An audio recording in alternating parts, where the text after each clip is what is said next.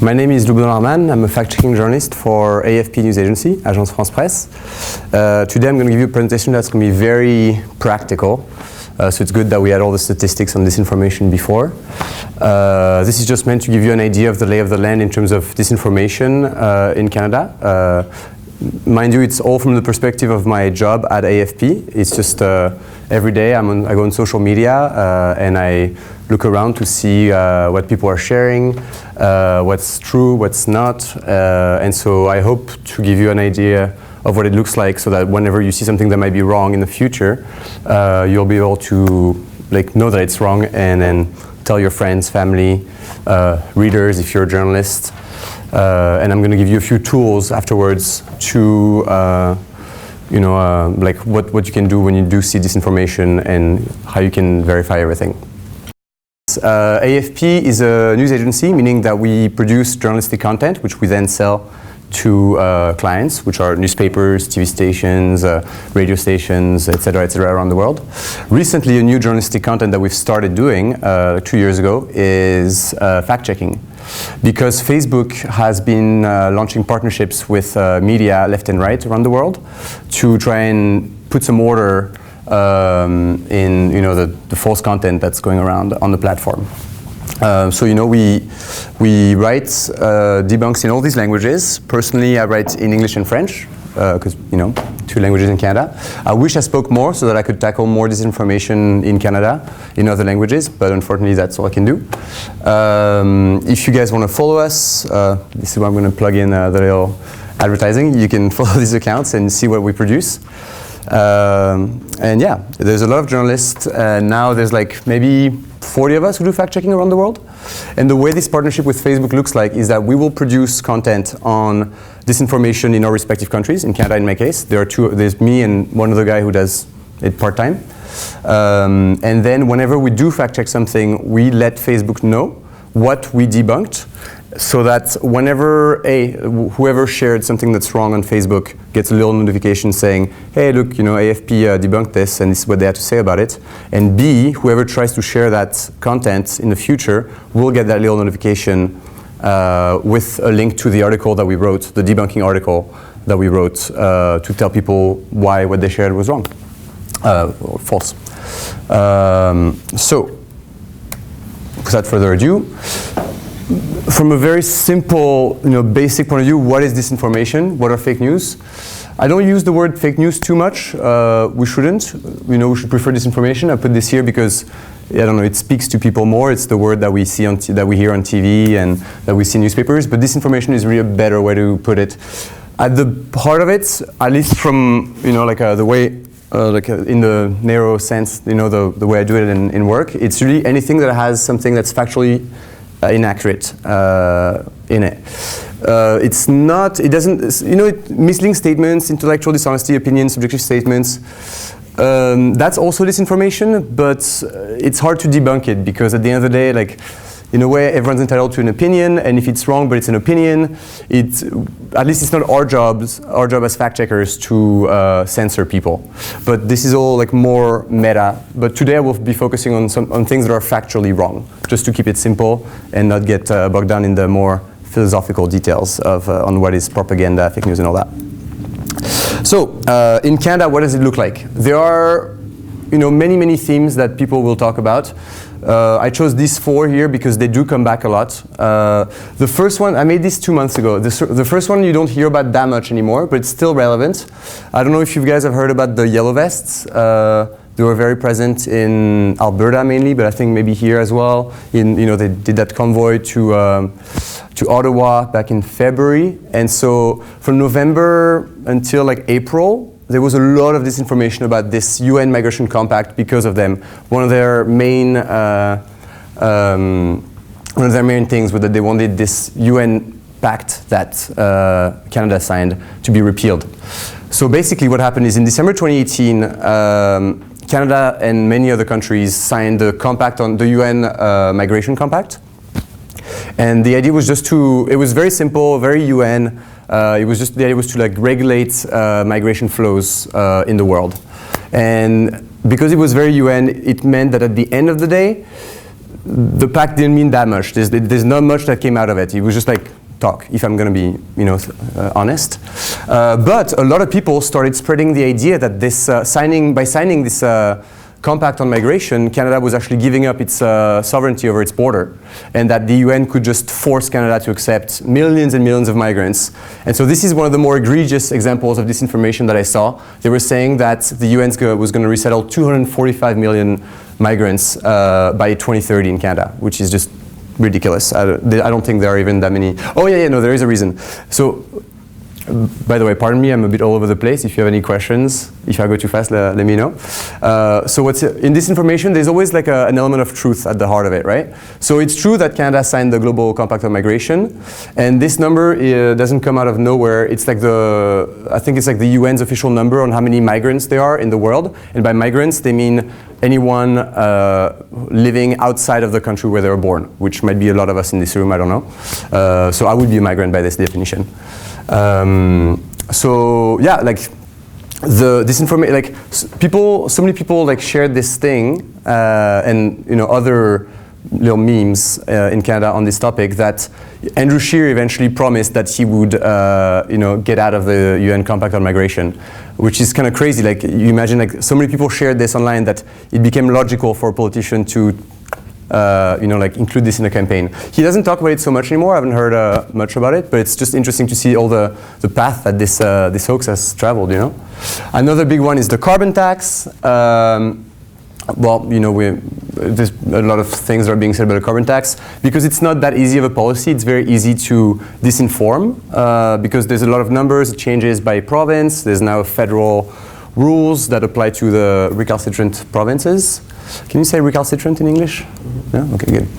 And then refugee assistance, that's also a big one. That's been around for years. I know fact checkers that have published debunking articles on refugee assistance like 10 years ago, but it still goes around. The idea is that refugees get too much money from the government and that they get more money from the Canadian government than hardworking Canadians who are out of luck at the moment and are on EI, and they get less money than like Syrian immigrants who came in recently.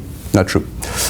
Trudeau, of course. I should say Trudeau or anyone in power. Right now, Trudeau's in power, and because he represents this kind of like globalist, internationalist trend in the eyes of some, he's a very good scapegoat for everything that's wrong in the country. So when like a lot of fake news in Canada revolves around him. Here are some examples of what I'm talking about. This one is about Syrian refugees. The idea is that a typical family will get $5,500 a month just for being in Canada.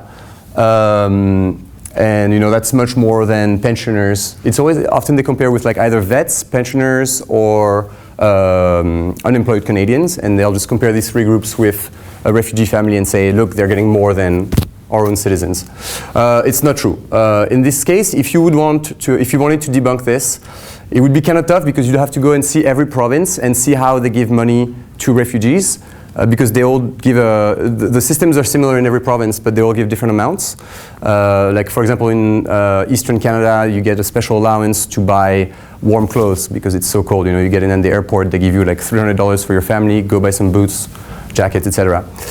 So you'd have to be very methodical in how you could debunk this and show people, look, this is how much pensioners get, this is how much refugees get. You don't have a reason to be afraid. Okay.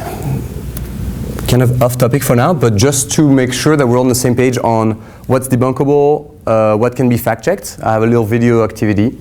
I'm going to show you a video of a speech by Trump, and then it's going to stop every now and then, and we'll say, you guys will tell me whether you think the claim made can be fact-checked or not. Okay. By the way, this is a little course by Pointer.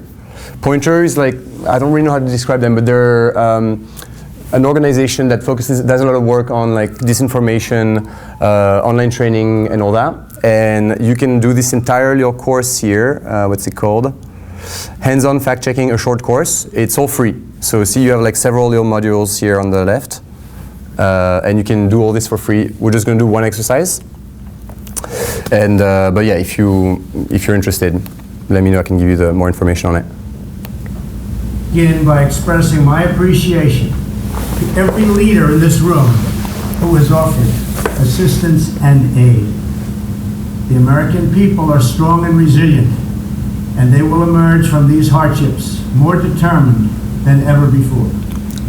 Fortunately, the United States has done very well since Election Day last November 8th. All right. Do we think that's fact-checkable? Or maybe? No? It's too subjective. Yeah? Yeah. How does this work? Hey. Yeah. So basically, you know, it's a silly statement. Like, very well doesn't mean anything. It could be economically, militarily, like diplomatically, I don't know. And even then, saying we've done very well economically would still be very hard to fact check.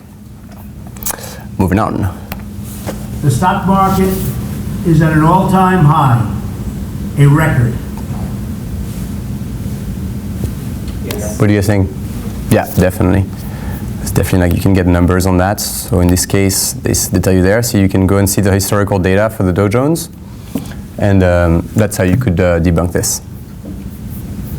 How does this work? Unemployment is at its lowest level in 16 years.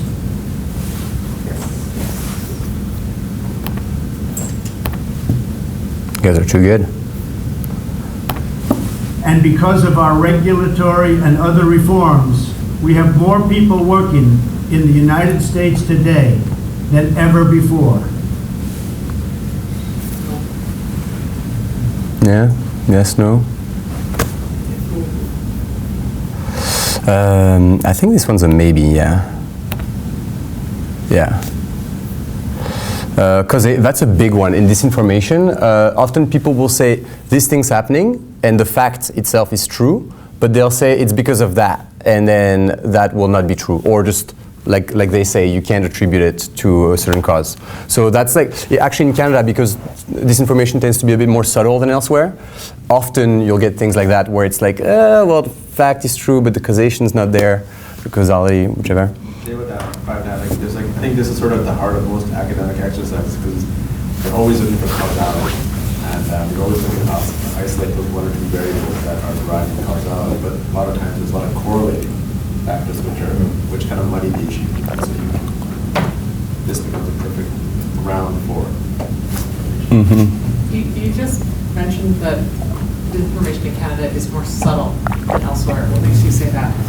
I'll get back on it later, but I'll touch on it a bit later. But basically, it's just thanks to AFP, I get to see how disinformation, what disinformation looks like in a bunch of other countries. I speak to my colleagues in Brazil, in Mexico, in France, etc. Sometimes I'll work with the guys in France. You know, I'll do a fact check for them, and I don't know. Overall, like the things that I see compared to what they see is so. Like, I see some egregiously wrong things coming out of France or Africa or Mexico, and I'm like, how do you guys believe this? Whereas in Canada, whenever something's like very obviously wrong, like a photo, you know, that's like put out of context, and it's like obvious that it's wrong, people will be like, oh, I'm not sharing unless, you know, you give me a source for your information, or, you know, like right away people will be like, this is false, A, B, C, you know, and. Yeah, and so I see a lot more of that in Canada than elsewhere. So overall, I think education probably has a lot to do with it. Companies But I'll get back to it. moving back, creating job growth, the likes of which our country has not seen in a very long time. And What do you guys think? No? Yeah, no. I think it's a maybe on this one. Yeah, it's a maybe. Up. Let's do it again. Yeah. So once again, it's about the causes. And it has just been announced that we will be spending almost $700 billion on our military and defense. Yeah, this one's pretty obvious. Up. Our military will soon be the strongest it has ever been. No. Oh, right, it's maybe. Okay. I disagree with that. This happened yesterday again. Yeah, it's definitely a no. I mean, you could, like, you know? What do they say? Interesting with version, but comparing it across. Even then, I don't know. Anyways, so yeah, any questions on that? Cool. Let me get back to the presentation.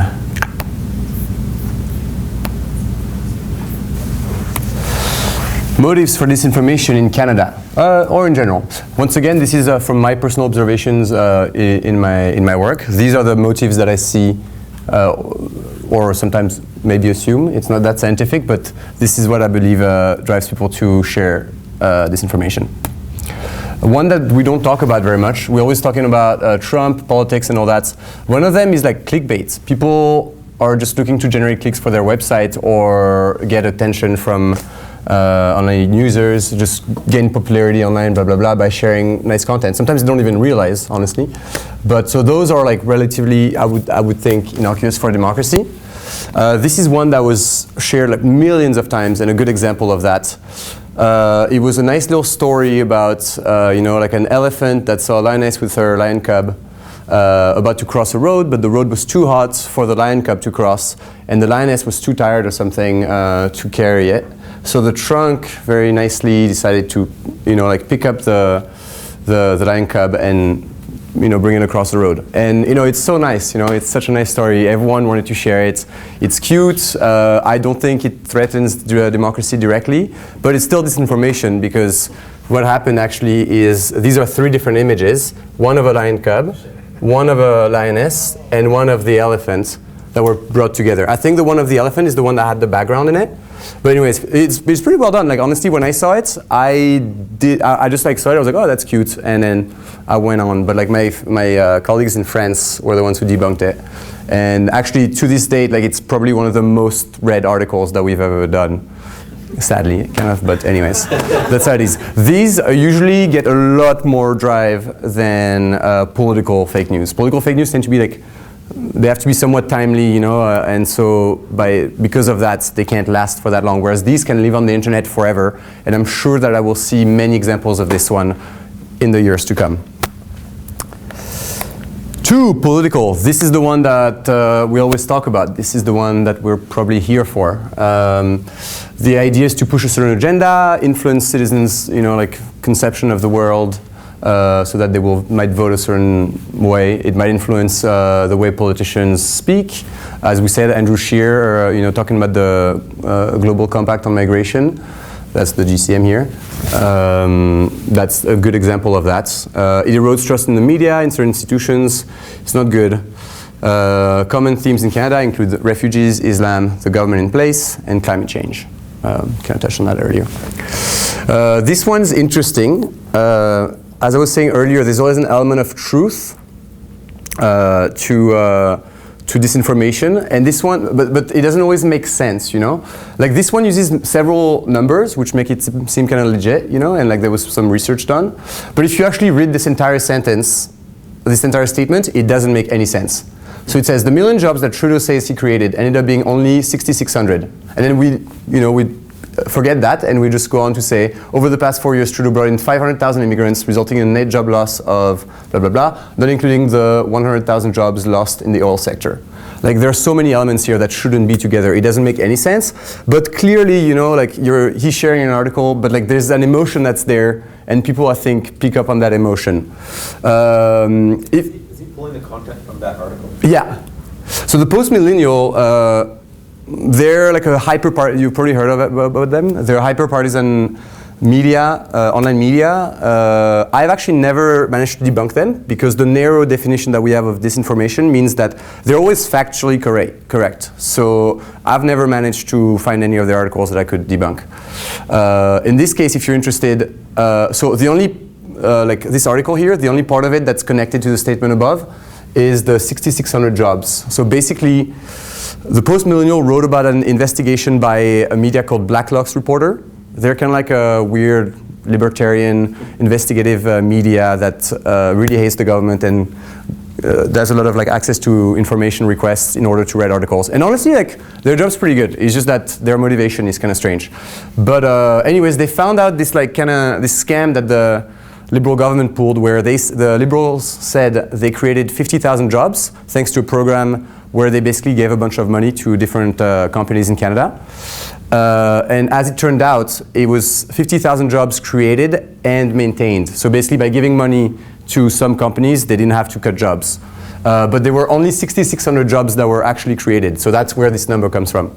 And then, but in order to know that and to really like do a good debunk of that, you would have to know that, you know. The problem is then you have to go and ask the Liberals like, well, why did you do this? And they'll be like, oh, well, it was a mistake. And so then I can't speak on the actual reasons why on the government webpage it said they created 50,000 jobs when it was actually only 6,600. Anyways, and then these numbers are roughly correct, you know. This one is like, I think it was actually like 600,000, depending on how you counted, immigrants in the last 4 years. This is not true. It's actually 1 million jobs created, as they said. So where you can debunk that is you can get government sources and maybe other organizations that you know, count unemployment in Canada, because the people sharing this kind of hate the government and don't trust it. So a good way to convince them might be to use the government's numbers and another company's numbers that might be similar. That's what I did, at least, I think. Hopefully it works. When you try to debunk this, you also research the poster like Mr. Bell, Kenny or something? Yeah, this guy, he's very active on Twitter. He spreads a lot of disinformation. He was very not happy that I debunked his claim, and then he was kind of insulting. But yeah, that's like a good way to get people interested. That's more from like a journalistic point of view, but a good way to get people interested in this rather than just debunking it would be to like do a full research into like who these people are, you know, like where they're from and what they do. I do it That's what I do. Like I research that Bell and I will see his posting. Yeah. It's very clear that's all anti-immigrant or what. Yeah, you know, absolutely. People don't click that. They just read it. Well, actually, what's interesting is this is a tweet, but actually this was shared as like a screenshot on Facebook, so you couldn't click on it if you saw it on Facebook. But then it's very easy. You have his Twitter handle, so you can just go on Twitter and then see what he wrote before and see that a lot of it is kind of bogus, and therefore try and go and debunk that claim. I think with economic statistics, they're really vulnerable to this whole area of disinformation like that. First of all, are they talking about job creation, like 1 million jobs have been created by the Trudeau government, or is he saying that 1 million people have returned back into the labor force? Because after a certain point, if you're out of the labor force for long enough, you're no longer actually counted in the unemployment statistics. There's actually there's really fine subtle differences between those two statistical categories. But so is that what they're talking about, like 1 million job created? And is there actually a way of measuring job creation? That's the problem, is that the first part of it would be trying to understand what they meant, you know, and because usually they're reluctant to, you know, talk to me. I can't really ask them, but so yeah, like that could mean a lot of things. 1 million jobs created. So you know, I went with. But does the government of Canada even have a statistic for job creation? Yeah, I mean, there are different ways of phrasing it. I'm not a statistician, so I would have to go back to what I wrote, because this was actually very tough for me to write. But there was this figure that the government was floating where they were saying, since we have been in power, we've created 1 million jobs, you know? And so there's another company that counts, there are different ways of counting, so it's always good if you're trying to debunk that to like get help from experts. StatsCan is great, but you know, like if you just read their websites, if you're not a statistician, it's kind of hard. Because like you said, there are different ways of counting, you know, job growth, job creation, unemployment, blah, blah, blah. And it's important to like use the right numbers for the right debunk. So. And the government half the time, I think a lot of times is actually guilty of this because they kind of throw around numbers really kind of haphazardly. Yeah. A lot of politicians are very guilty of that. It doesn't help at all. Anyway. Scientific, this is for you, Joseph. This is also like, these type of fake news also are very popular, more so than the political ones, I would say. Maybe because they're universal in a way, they affect everybody, unlike Trudeau-related things. So these are false claims on climate change, flat earth, vaccines, cancer cures, alternative medicine, etc., etc. And they're kind of hard to debunk for us journalists because we're not scientists, so we don't have the authority to really speak on what constitutes a cancer cure or why flu shots are good for you.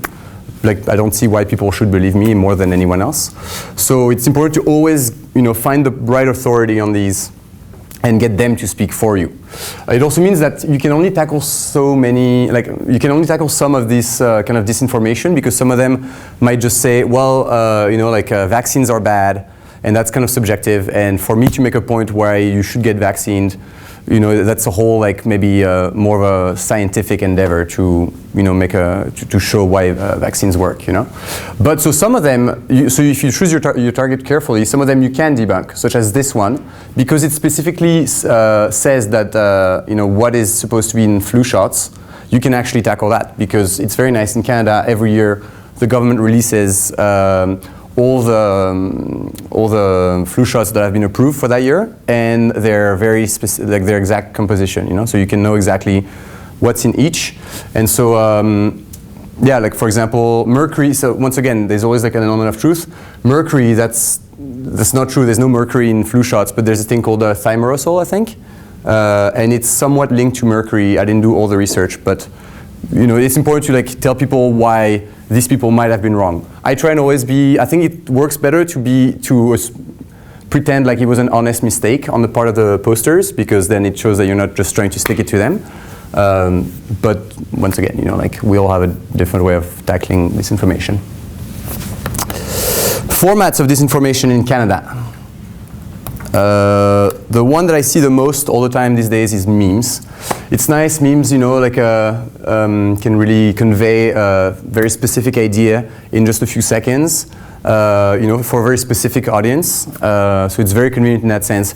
You just put this online, and in 3 seconds you've changed someone's view of the world of a particular topic. So just to show you, to tell you a bit about these ones, they were very popular, I think, more over the summer. If you guys are from Ontario, this one was about an Islamist attack at this rib festival, and the idea was that it was the Muslims attacked it because they were serving pork during Ramadan. A good way to know that something might be disinformation is if it doesn't look legit, and one way you can tell is when there are egregious grammar mistakes like that. Often there's it's going to be I don't know, not here, but there's often going to be all caps, and anyways. This is you should always consider fact-checking something that has something this bad. So what happened actually is that there was a shooting at the Pickering Rib Fest this summer, but it was just gang violence. Some guy went to the Rib Fest and some guys didn't like him, so they went down there and shot him. And so it has nothing to do with Islamism or religious ideology. So one way you can fact check this is just check the local news, check the local Twitter accounts about to see what's been said about that, and then talk to the local police station to see if you can get a record of what happened there. So in this case, they were very nice and they gave me all the information, and it was clear that it had nothing to do with Islamism. This one, one thing. These two formats here I chose because they're actually like a template for meme disinformation in Canada. If you see that it says truth post above here, be very critical of what's below it. Because these, I don't know who made, it's kind of a big mystery to me, who made the template here, but this is always going to be false. Well, or at least very intellectually dishonest. So yeah, these just go around Korean social media. I've seen different individuals, different groups sharing this particular format of meme, and usually it's always anti-Muslim or something. This one here, same here. If you see that little icon here, that's a logo for a Facebook page called Political Memes with a K. And here it says the source is CAP for Canada, which is also a website that's very prone to share disinformation. CAP is a Cultural Action Party. And so these guys are big on all these kind of identity politics issues, and yeah. So here it says that Justin Trudeau's Victoria Day celebrations to attend Ramadan celebrations at a mosque. So one way you can debunk this is first of all do a reverse image search to see where this was taken. Indeed, it was taken at a mosque, but it was in Ottawa, and it was just the inauguration of a mosque a few years back, you know. And one way you can debug the actual statement is you just, it's very nice in terms of transparency in Canada. You get the Prime Minister's itinerary for every day of his life, and so you know where he's going to be. So you can start with that and then get a statement from the PMO, which will tell you, no, he was not at a mosque that day. It's not ideal to just rely on a statement because obviously people don't trust the government, but it's, you know, like at some point you do what you can. This one, I wasn't the one who debunked it, but you can see it's very much like a first generation meme format, we know, with that classic font here. The idea is to discredit, you know, global warming theory, which is not a theory, by discrediting like medias that, you know, push this narrative. The idea is that, you know, like in 1977 they were already saying we're going to die because of global warming, and then we're still here in 2019, you know. But this time cover was actually not from 1977, so that's where this is wrong. False articles. It used to be the most popular format for disinformation. I think the reason why you're seeing less and less of it is that it's very easy to discredit an entire website. A website takes a while to make, you know, it takes money, you have to buy the domain, blah, blah, blah. And if a bunch of fact checkers, because there are a lot more fact checkers now, if a bunch of fact checkers, you know, like point out that a lot of your articles are wrong, then eventually you're going to lose an engagement, like less clicks. Eventually someone might try to censor you, people will call you out. It's just more responsibility and more work, and it can just be undone eventually. But mind you, these websites do exist still, and so every now and then like some of random ones will pop up. I chose this one here. It was interesting. It was a website that popped up like 6 months ago. It was created, and they kept on, you know, just sharing like health scares in Canada. They were saying like, you know, throw away your romaine lettuce, even though it was actually in the US that there was a scare, and they were saying it affected all of Canada, but at the wrong time. I think in Canada as well, there was maybe a problem with romaine lettuce at some point, but it was, you know, like a few years back or something. This one here, Canada bans Christianity from the classroom, is from a website that used to be called Euronewswire, and now it's been rebranded because they've been fact-checked too much, so now they're called Newspunch. But their visual identity hasn't changed at all, you know. They're more into American politics, but every now and then they'll do something about Canada, and so that's where I come in. One thing to know is like for, not this one, but for this website, Cultural Action Party, the website I just mentioned earlier, one thing they always do is that they'll have an outrageous title that's gonna incite people to really like share it right away and react with their emotions. But if you click on the actual article, it's completely, like, sometimes there won't even be an article. There'll be like maybe 2-3 lines, or it will be unrelated to the title, and so they don't even bother to write a whole article to back their point, you know. So this is kind of how it gets shared. This is the Cultural Action Party of Canada websites. So see, like here they wrote like a headline here to get people riled up about Trudeau throwing away pension money, but they didn't even write an article. They just you know, uploaded this video from this random guy in Ontario who was saying how they did it. But actually this is false because Trudeau, like the Canadian Pension Plan Investment Board is separate from the government, so the government doesn't have anything to do with it, even less Trudeau. And they did invest a lot of money in India, but it's not stressed assets, you know. Actually, originally I traced this back to a CBC Disinformation. They originally said something about this investment, and I don't know what their source was, but it was discredited by these people, the Canadian Pension Plan.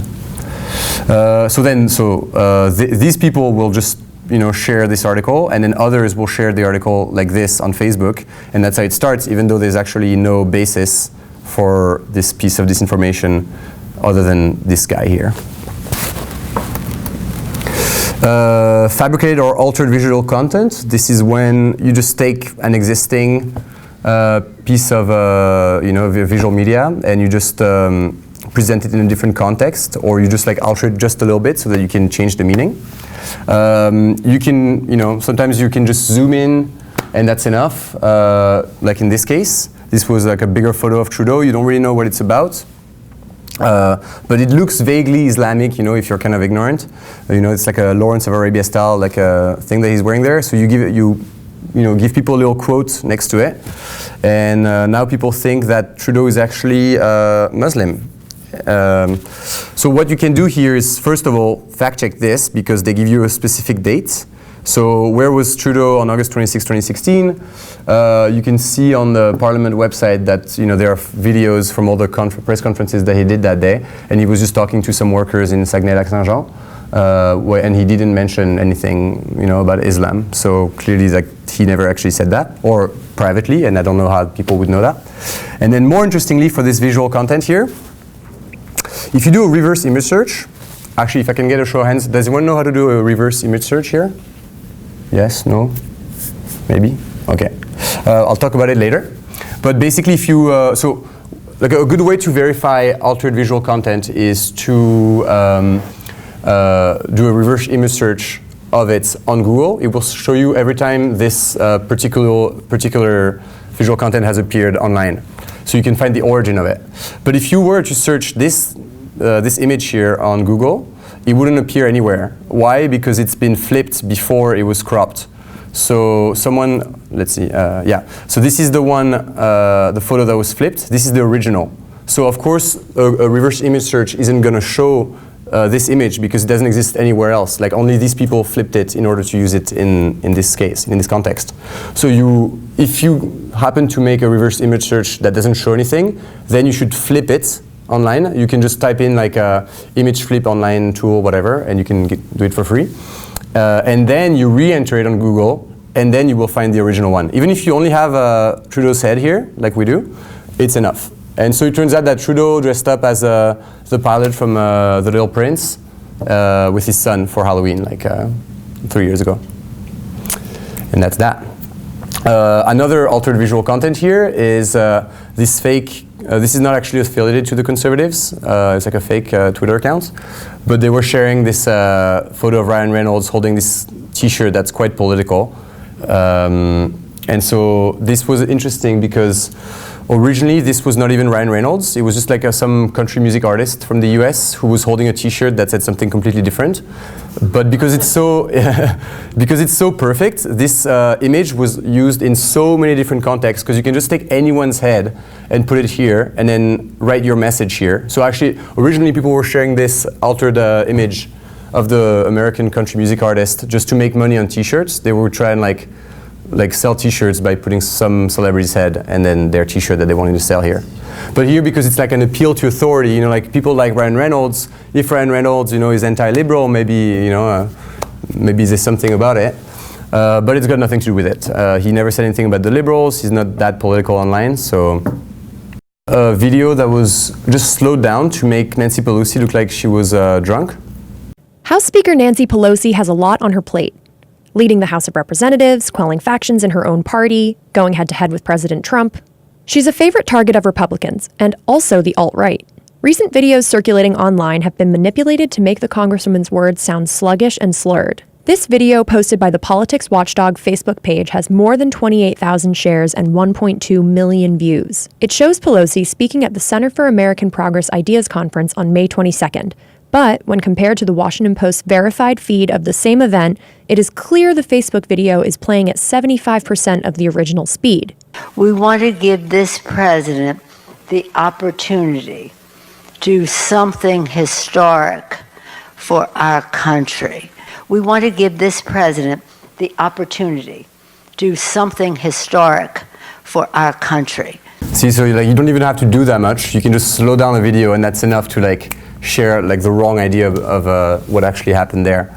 So deepfakes, yes, they're a problem, but you don't have to go to those lengths. And then this one you might have seen as well. It was during the tournament. People shared this video of the Raptors game, and it showed people just cheering when Kevin Durant got injured. And so it gives a bad reputation to Toronto. It's not that bad, but people were like, oh my God, Torontonians are so mean, blah, blah, blah. But really this was altered, and I'll show you how.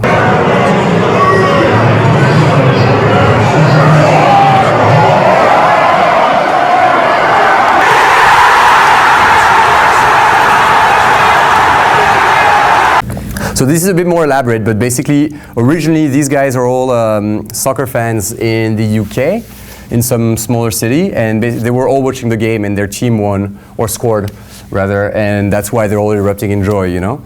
And so all they had to do here, I mean, personally I don't know how to do it, but they just had to replace the soccer game image here by the Raptors basketball game. This has actually become a meme of sorts. I've seen other versions of this. Yeah, there have been many versions of it. There's a funny one where it's like, you know the old DVD logo that goes like that? And so whenever it hits the corner here, people are like, whoa! So fun times. Sometimes, you know, like altered contents are just fun. Up.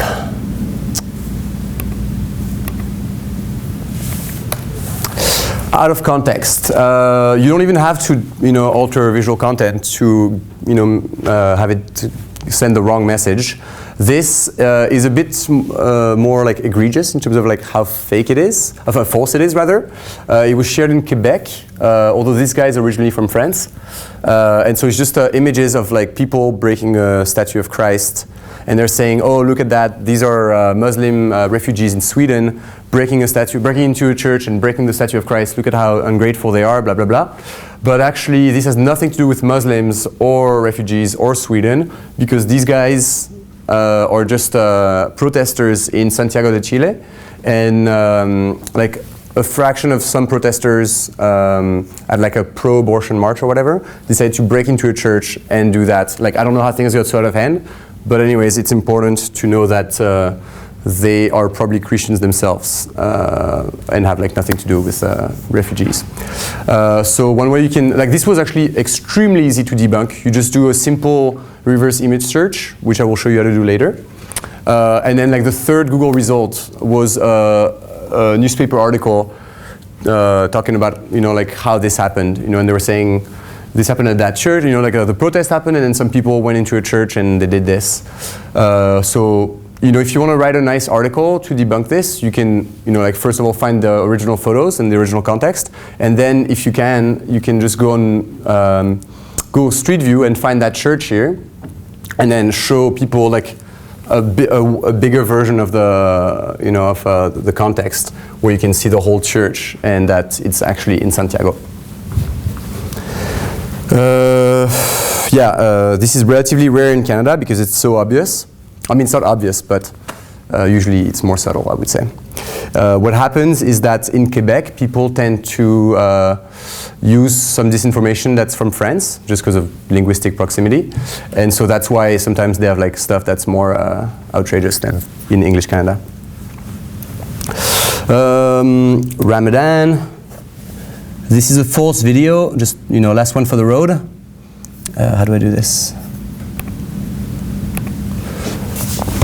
This is a real video that was not altered, but it shows supposedly Muslims blocking roads in Birmingham in the UK for the Ramadan.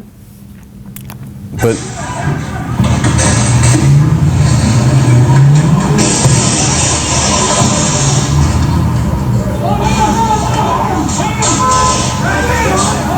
so, you know, people see this and they're like, ooh, the Muslims, you know, they're coming after us in the UK and they're wreaking havoc and all that. But actually, this was just soccer hooligans in Switzerland. So, unrelated. Okay, Fables. That's also like an interesting type of disinformation that we get a lot of in Canada. In North America overall, like in the US as well. It's just like little stories, you know, that happened that are told from like a very personal point of view, or someone says, you know, this happened to someone that I know, and they're usually like very like hyper local. So they'll talk about something bad that happened to someone in the community. In this case, they were saying that there's it's very, very often about human trafficking. So it's always people warning each other about like this new trend in human trafficking, this scheme that people have to like abduct your child or your daughter or whatever. I mean, there are schemes to abduct people, I'm sure, but quite often these ones are wrong. So they were saying that some lady was not paying attention to her baby, to her child, and he was taken. And in the park was put on lockdown. They found the child, and in 9 minutes they shaved her head and changed her into, where am I? Yeah. into boy clothes, you know. First, the fact that there's like these all caps and these 3 exclamation points usually should make you tick and think like, okay, so why are they so emotional in their speech? A lot of people are very emotional on Facebook all the time, but usually it's good to like think twice, you know. Like for me, I see all these old caps and these 3 exclamation points. I'm like, okay, maybe this is not true. And indeed it wasn't. I wasn't able to trace the original poster, or actually no, I did, but then they didn't answer me. So I don't know why they posted that, but eventually it spread all across Ontario in like 3 days, and we had so many posts that we had to like rate. That's when we tell Facebook that they're false. Yeah, so the way disinformation works, from my point of view, often in Quebec you'll have like a single post by a random Facebook user. You don't know how they have so much influence, but all of a sudden 20,000 people in Quebec are sharing that. Whereas in the rest of Canada, usually it's more like Facebook pages or Facebook groups that will share something, and then they get shared like, you know, like fewer times, but more of them, like more different groups, you know. In Europe, my colleagues see a lot of things like more on blogs and websites. They're still like kind of active there, and then all the others that we see in the rest of Canada. And in South America and parts of Africa, like WhatsApp groups are very used very often to like share disinformation. And honestly, I don't know how my colleagues do it, because if I had to do verification of disinformation that's shared on WhatsApp, I don't know how I would do, because it's like just groups of like 300 people and they'll just share one random content, but how do you get accepted into that WhatsApp group, you know? If you know WhatsApp, it's like a messaging app. Yeah. Okay, so different ways to respond to disinformation. At the very basic level, you just have verification, so you just check the facts from what you're seeing, and so you can just keep that for yourself or tell your friends. So that's just pre-publication. You can do debunking. That's what I do. You just, you know, you verify something and then you point out what facts are false, and the idea is to like really like dismantle an argument point by point and tell the public. And then I think most interesting, if you're like from a media organization, if you want to drive engagement and all that, so the best is to like fact-checking journalism. It's a bit like, it's not as strict as debunking, that you don't have to start from like a factual point of view. You can just focus on trends and be like, okay, so this week in disinformation in Canada, this is what happened, and like this person shared that, and then these other people shared that because blah blah blah. Yeah.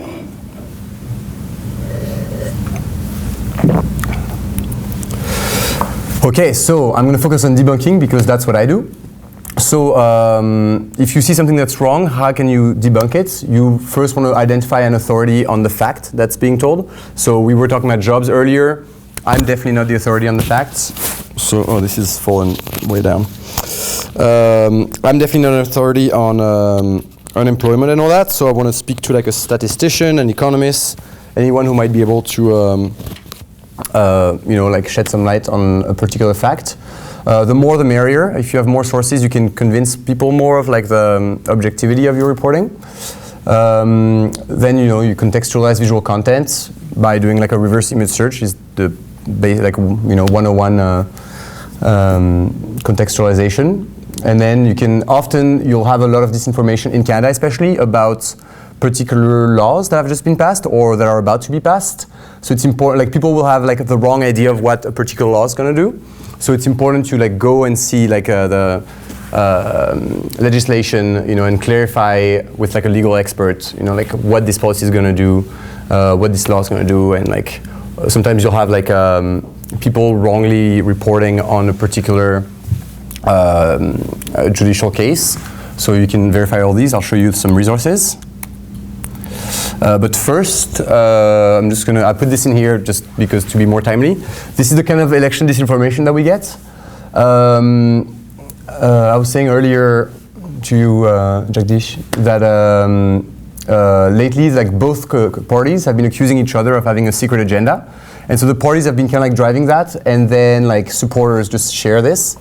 So this was a bit earlier, like in late August. You see this photo of people voting, and they say, this is the Conservative Convention. Here they are voting to restart the debate over women's access to abortion. 82% voted in favor. So what's tough here is that this is actually true. This is factually correct. This is indeed the Conservative Convention, and all these people indeed voted to restart the abortion debate, and 82% of them did vote in favor of that. The problem is that this was like a breakout session within the convention, and so they voted to bring the debate to a vote, well, this idea to a vote in the plenary, but in the plenary it was defeated, and 53% of Conservative Party members voted not to restart the abortion debates. So then, you know, liberal supporters will say, oh, well, look, they have a secret agenda, they voted on it, they're gonna restart the debate. You know, we can't speak of intentions. You know, I'm not in Rushir's head, so I can't say actually he wants to restart the debate. But you can say that this is misleading because officially the party policy remains not to restart the abortion debate. And then this was from the Conservatives, and they were saying that they were using this official-looking document to say that the Liberals were going to put a 50% tax on the sale of your home. And so this is even more wrong because this was just like an Ontario caucus submission. You can't see now, of course. Yeah, so basically the Liberals had like some the Liberal Ontario caucus had some town halls throughout Ontario to know what people wanted from them as like a housing policy. And some person at a town hall suggested that they put in like a 50% tax on capital gains on the sale of homes, you know. And the Liberal Party actually never, they wrote it down, but they never actually discussed it, not even once. They were like, this is not our policy. But now you have the Conservative Party sending like mail to like random constituents to tell them, watch out, because the Liberals are coming after your house. Presenting your findings, you know, you ask yourself so sometimes it can be hard because you are trying to deconstruct an argument that's not that clear, like the one I showed you about the jobs earlier. So you really have to like sit down and think, okay, what am I debunking? What are the facts here that I want to clarify? So you deconstruct it, and then you can structure your argument like that.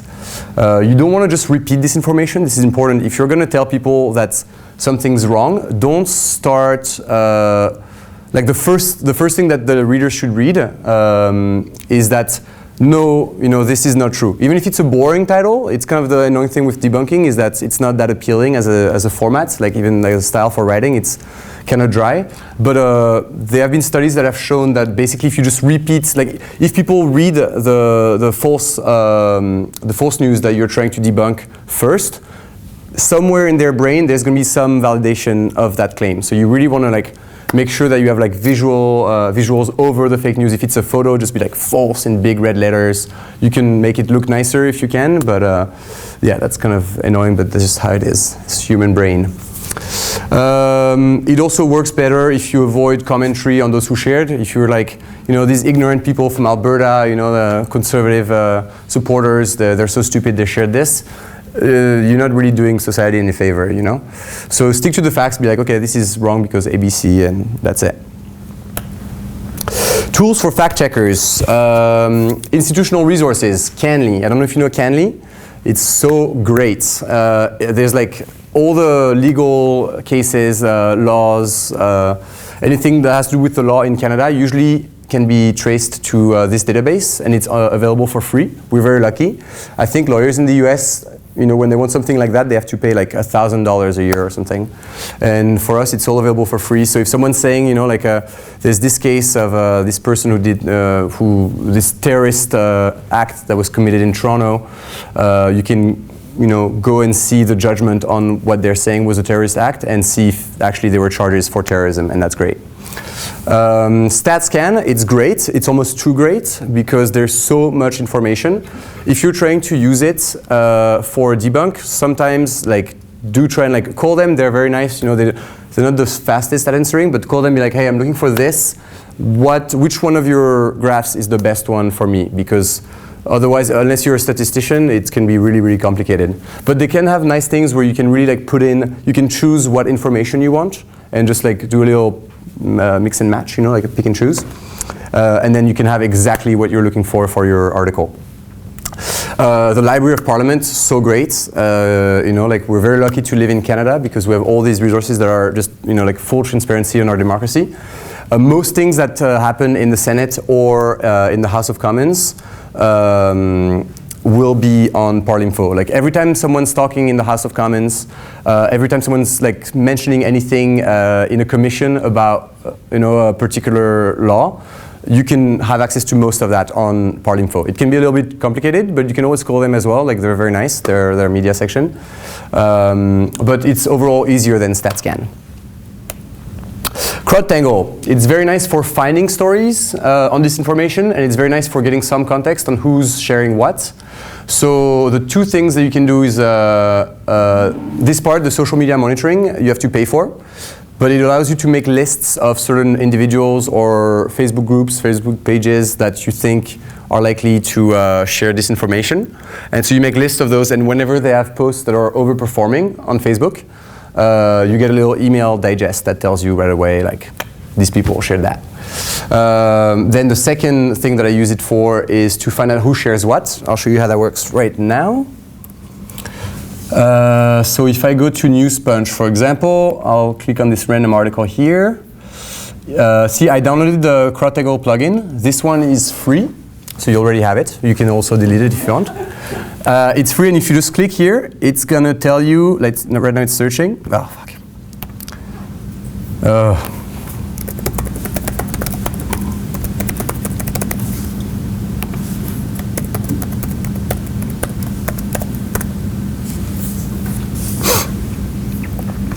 So not that much engagement. Oh, of course it didn't work. Usually, see here, it tells you how many times it was shared. I'll try with another one. Okay. So we'll try with this one here. Oh, no.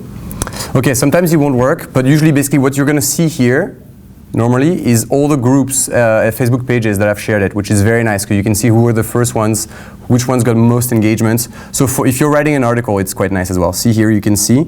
It shows you the Legend of Chad, Ocarina of Memes shared this post, and here will tell you the dates, and then it's hidden, but here will tell you the number of shares and interactions, which is very neat. You have other versions of this same software. My colleague Jeff Yates from Radio Canada, he uses BuzzSumo. He says that it works for him. It works. There's no advantage to either. But yeah, for the social media monitoring, you have to pay, which is too bad. InVid, this is a creation by. This was made by AFP with the European Union. It's very nice. It's free. I didn't download the plugin, but you can have a plugin as well. It's nice if you're trying to debunk video content, because you can't really do a reverse image search with a video content. But you can if you use InVid, because it will give you, like, it will select frames from the video, which then you can make a reverse image search with. Once again, I talk a lot about reverse image search because it's kind of the basics in my work, but I'll show you afterwards. What you can also do, what's nice is with the plugin, it allows you to do reverse image search directly with the different browsers. So Google, Baidu, Yandex, Tinai, Bing, and I'll get to this right now. At last, Google reverse image search engines. So as I said, you can search the web for any time an image was used. If you want to have the best results at this, you want to do it with several browsers. So if I'm looking for something from Asia, maybe I'll look for a photo on Google and then Baidu. Yandex is a Russian browser. It's not been working that well lately, but for a while it was doing way better than Google. It was finding the original content way faster and better.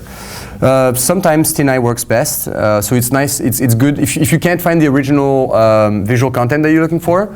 It's good to try with all of these. You have Bing as well, but it's basically the same as Google. I'll show you right now. I'll try to show you how to do this reverse image search. Sometimes I'll just do like a screenshot and then drag it into Google Images. So you do screenshot and then you just go Google Images, and then up. You just drag it from your desktop into here, and then it will show you. But you can also do it this way, which is easier, but doesn't work all the time for me. You just do right-click, search Google for image. This should work. Is it working? Yes. So see here, you don't worry about this, but if you go down, it shows you every time this photo was used, you know? And what's neat here, So actually, you know right away that this is indeed ICE agents, as the article is claiming. And when was it? It was in 2017, though. And so this article is from today, and they're trying to pretend like this was, yesterday. So you know right away that they're full of shit, if I may. What else? What's neat about Google is that you can always add, like in the tools, you can decide to choose by time. So if there's too many occurrences of that image, you're going to get too many results. So you just do a custom range. If you know that it was at least from 2017, you block it at 2017 here, up, and you'll get much fewer results. Boom. Well, you still get a lot, but you get the idea. So you can just do that. So that's the big advantage of Google, is that you can do this special search with time, whereas you can't do that with Yandex or Tinai, which is too bad. Any questions? No? Okay. Archiving. This can be very useful if you're trying to write an article about a specific piece of disinformation that's on social media that whose original publisher might take down. If you're trying to prove that this person indeed said this at some point, you want to archive the link right away. Does Wayback Machine, does that actually archive snapshots of Twitter as well? Because a lot of people delete their tweets. Yeah. Yes, exactly. So it's particularly useful for Twitter because people do that. It's even so it's important to do it if you're going to need that link at some point and show that someone said something. You can also use it in a different way where you can search existing archived tweets. So if I want to see, if I know that Trump might have deleted a certain tweet, I can just take the URL to Trump's page. Up. Let's go.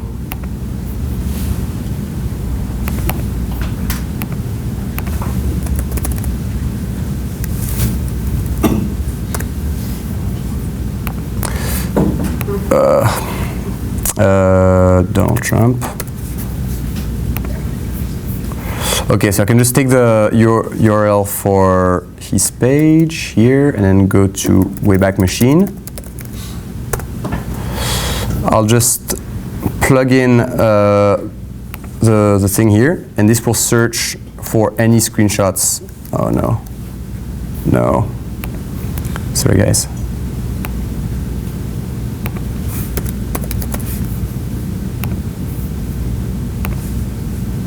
It's control, okay, no.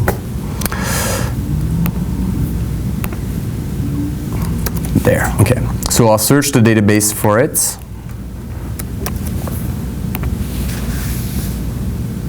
And then it shows me all the times, like every time, like everyone is always archiving Trump's tweets, so that's why there are so many of them.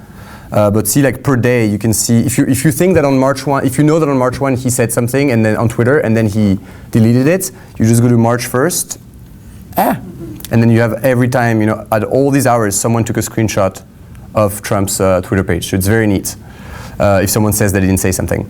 If you can't find what you're looking for on the web archive, which is the main one that's been around since '95. You can go on archive.is. It's happened to me that I was looking for something that wasn't on the web archive, but it was someone had archived it on this website. So this is searching for already saved snapshots, and this is when you want to archive some content. And then at AFP we use perma.cc, but you have to pay for it, and honestly it's not that good, so I would not recommend paying for it. Okay, so lastly, some other little tools you can use. Google Street View, it's great. I told you in the context of Santiago. It's just nice, like visual evidence that someone lied about where a photo was taken.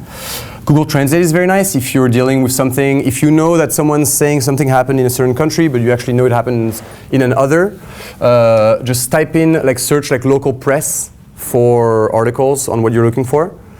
And use Google Translate, because then you'll get better results. So for example, a year and a half ago during the World Cup, was it last summer?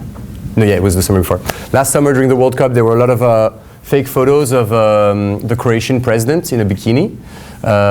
It was a woman that vaguely looked like her, but it wasn't actually her. And in order to find them, we had to look up in Croatian, like Kolinda Grabar-Kitarović nude.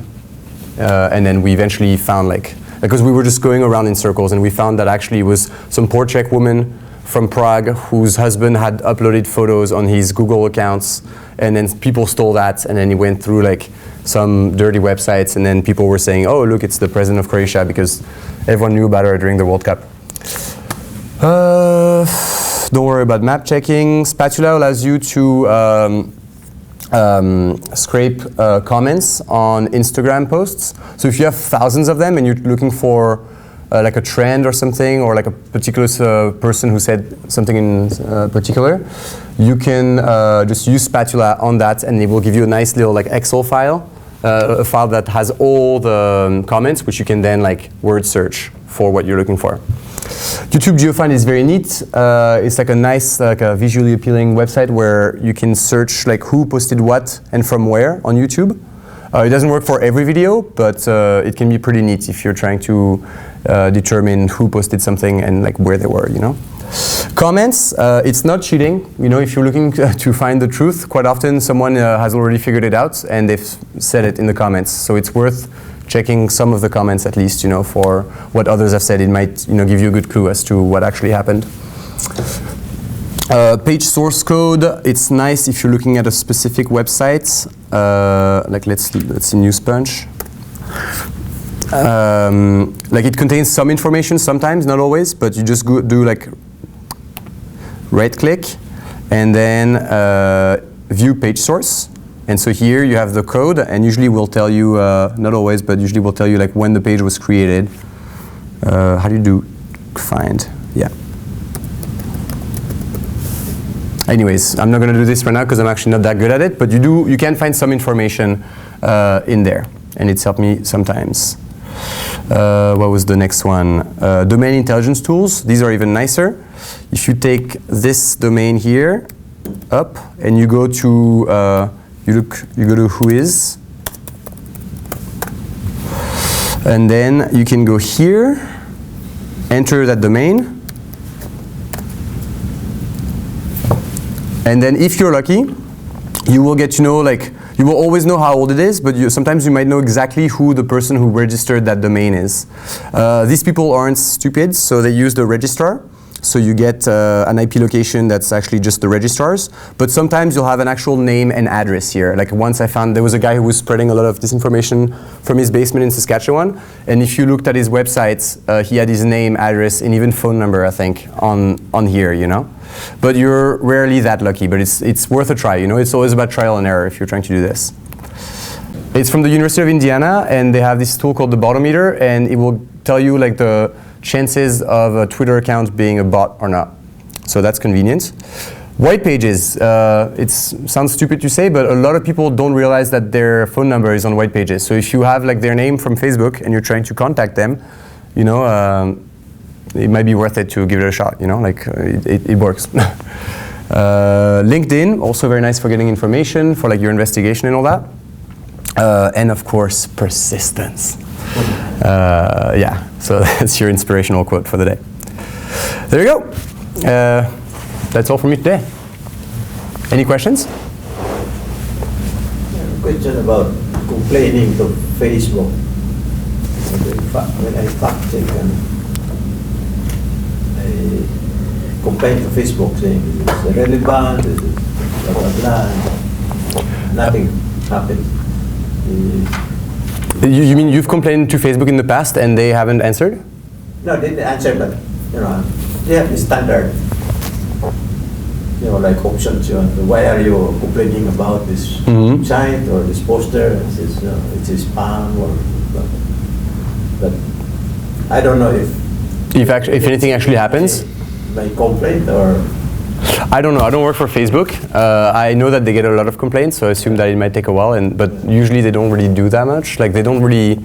I mean, sometimes they take down pages, but not that often. I think they kind of were looking for a critical mass of complaints versus a particular post. Like if you reach like 1 million complaints against one particular post, then I think they will automatically take action. Their AI engines will. Because I saw a documentary saying they hire these people to decide whether this one needs to be taken out of Facebook, but it's very difficult. It's a subjective decision. Like they have actual persons checking Facebook posts. They do. I know they have like whole armies of people checking on certain things that get uploaded, but I don't know if they actually have the ability to edit or pull or do they? No, not to my knowledge. Yeah, it's a long process and it's a bit difficult. Some of these people go crazy, right? Because they have to see, like the pornographic post, for example, they have to really look at the post. Yeah. And they say, no, this one is we should not take this. They go to the supervisor. And a lot of those personnel are based in the Philippines. Yeah, the Philippines is probably the what they call it, I don't know, the fake news was originally started in the Philippines during the Duterte campaign.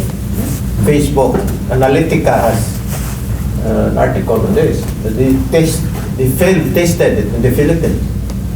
That's how Duterte got elected. I will remove my car. The trolls that came about because of that fake news. It's still happening now. You follow the Philippines, there's a lot of trolls that are on Facebook.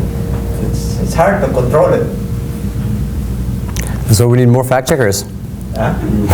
So we need more fact checkers. I don't have time. Sorry. Ahmed? Talking about fact checkers, we have so many undergraduate students who will be very interested in working with AFP or any fact checking websites or organizations. Is there any possibility that we can collaborate on this issue? As in, like, collaborate how? Like, do you want help with fact checking? Like, I can find so many undergraduate students. I teach news and political communication, and I have a lot of students interested, especially if their names will be somewhere in your, on your website. It's good for their own future as well, because if they start with you while still undergraduate students, I'm sure they will find work afterwards. Right. It might be a little bit complicated because the way our partnership with Facebook works is that you have to be IFC accredited by the International Fact-Checking Network, and that's why only AFP was chosen for this partnership with Facebook, because we were the only ones in Canada, the only media in Canada to have that accreditation. But I could see like somehow maybe like informally there could be a way to like collaborate in that sense. But possible. Yeah. Yeah.